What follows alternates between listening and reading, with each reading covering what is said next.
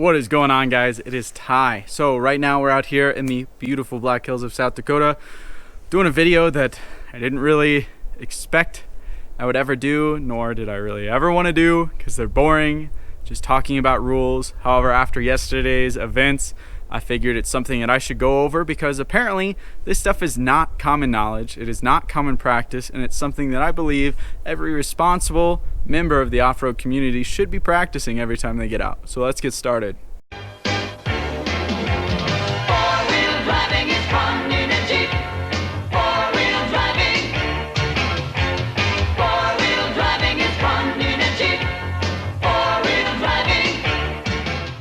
So, in the clips that I'm about to show, we were out yesterday putting around here in the Mystic Ranger District, out exploring some trails on our way. We had an awesome route set up to go towards Bear Mountain.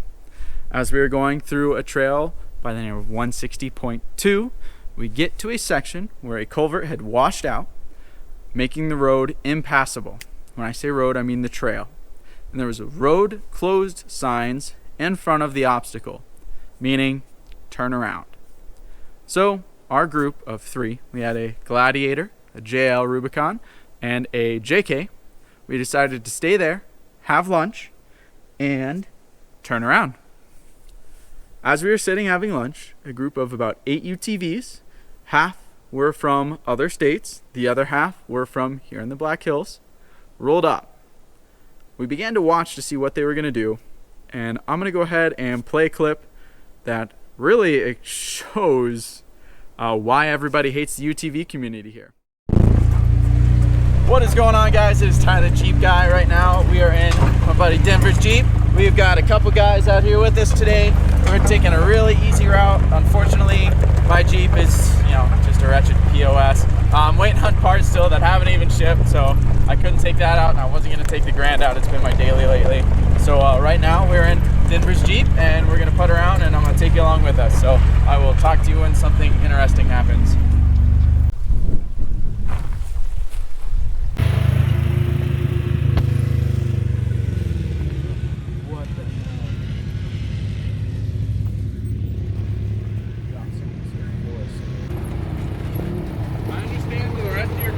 Make the right choice. You guys are the reason why there's rules in this place, So now that you've watched the video, you can probably tell there was already ruts going off to the side. What's the big deal? The big deal is that just because one person has done something already doesn't mean it's okay for you to keep doing it. The impact that was done on that trail is not going to repair itself anytime soon. And in all honesty, I will not be surprised if that section of the trail gets shut down. I understand that each group in the off-road community, whether it's ATVs and dirt bikes or UTVs and Jeeps and rock crawlers, have that plague of disrespectful, uninformed riders and wheelers a part of their community. And there's nothing we can do to stop that, except try and educate people and to lead by example. And obviously, these guys who claim to be locals for 30 years were not leading by example whatsoever. To them, that 15 minutes to 5 hours of fun out in the hills, they're only thinking in the moment and in the day. However, when you're getting out in the hills, you need to think about the long run and the impact you're doing on the trail. Because the Forest Service will not hesitate to close a trail down if it's too much work to repair. And that is why the 5 principles of the Tread Lightly program are something that you need to keep in mind when you're getting out on the trails. The first one, which I think everybody should know and understand, but apparently people don't, is stay the trail. Stay the trail. Stay on the trail. The reason you need to stay on the trail is it's the 21st century. You're not going to go out and blaze a new route that's super epic. They've already gone through and scouted everywhere out. It would be nice to get more trails opened up, but if we keep acting like this, that's never going to happen. So when you get out, please just keep in mind the best practice is to stay the trail you're on and exploring. With that, make sure you know the area you're going to explore. You've got a current map of the area that you're trying to go out and see, so that way you have an idea of where you're at. A great option is using apps such as the Gaia app or even Avenza. Avenza is a free app where you can download NVUM maps to the area you are local to for free, and it's an offline satellite GPS system. So when you're out with no cell service, you'll always know where you're at, making sure you are stay the trail.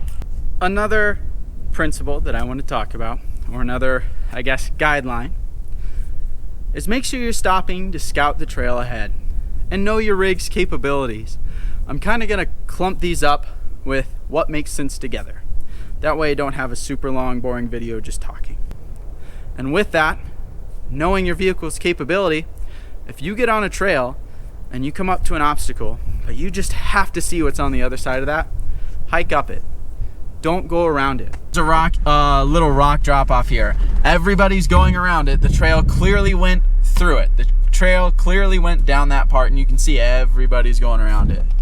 These obstacles are on the trail. We're out here to have fun, to test the limits and capabilities of the vehicles we've built, the ATVs we've brought, or the UTVs we brought. It's no fun just going around all the obstacles. And make sure your vehicle is capable of going down the trail you're going down. And that kind of all comes back to knowing the area you're going to go explore. Now, staying on this topic of knowing the trail and treading lightly, mud.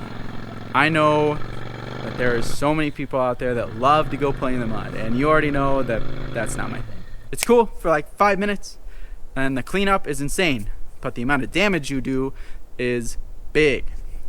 Getting out and you see a mud puddle in front of you, don't go around it, because you're just going to make the trail wider. Just like all those natural obstacles I was talking about in the previous clip, you need to go over it. Same with mud. You need to go down the middle as slow as possible, but as fast as necessary. That way you're trying not to dig out the bottom and create deeper ruts, and you are protecting the plant life around it without splashing mud all over the place. That is extremely important when you're getting out and playing in the mud. I understand that there's off-road parks so you can go out and just beat on your rig in giant mud pits. But unfortunately, in the national forest, that is highly frowned upon, and it is a guaranteed way to get a trail shut down. I'm curious if you're starting to see a pattern with the clip I showed earlier, because they have ignored almost every principle and guideline I've showed so far. The next guideline is going to be talking about respecting all posted signs and barriers. Unfortunately, private property does get bought up throughout the hills, and there is ATV, UTV, and four-wheel drive trails that pass through that property. Those landowners are courteous enough to allow us to pass through their property in hopes that we would be just as respectful to their property as they would be ours. And keep in mind that if you own that land, you wouldn't want people tearing it up, would you? So, the common thing that we see happen out here is you get UTVs flying through that area at 40 miles an hour, having absolutely no respect for the people that own it, that have property or their houses right next to it. That is how you get a road closed sign in front of a trail. Unfortunately, it happens. I'm not trying to tell you how to live life, but I am trying to tell you and help you keep the trails open. So please, when you're passing through private property, show the kind of respect you would want from someone passing through your backyard. Okay, another guideline, and this applies to everybody, whether you're hiking, four-wheeling, snowmobiling, whatever, as long as you're outdoors. Pack out what you pack in. It's great to see everybody getting out and exploring what's in their backyard during this time of crisis, taking their families out and getting the next generation involved in the outdoors. But when you go out and you have that giant family picnic, make sure you're packing out all the trash that you bring. Sometimes accidents happen. And if you're hiking along or if you're four-wheeling along, you see some trash, make sure you pack it out. That's how we're going to keep this area looking beautiful. I'm sorry, nothing looks great when it's covered in trash. I'm going to try my best to leave a hyperlink at the end of this video, maybe somewhere in this box, of the direct link to the Tread Lightly website. That's going to go way more in depth than I did. I really only hit on some more of the important points, in my opinion, of what you should be practicing when you get out in the hills. I understand that there's so many variables of what goes on with what we do. I mean, we're getting out four-wheeling. You can't predict every single thing that's going to happen, and sometimes it does make it difficult to follow those guidelines. But if we're trying our best to follow them as closely as possible, the amount of damage that we can prevent from happening out here is going to be tremendous, and we'll be able to keep these trails open for a longer period of time. So if you hate this video because I'm talking about rules and you don't want to follow the rules, you're probably part of the problem. If you hate this video because of how I executed doing this video, drop a comment down below. Let me know how I can improve. This is really last second. I just wanted to talk about it while I could. I didn't have the yellow Jeep, so I could go explore and find better examples to show you guys. But I tried to find what I could to show. I mean, it's everywhere in the hills. It's just finding what I could before the sun went down. So I hope to catch you out there. Keep on Jeeping on.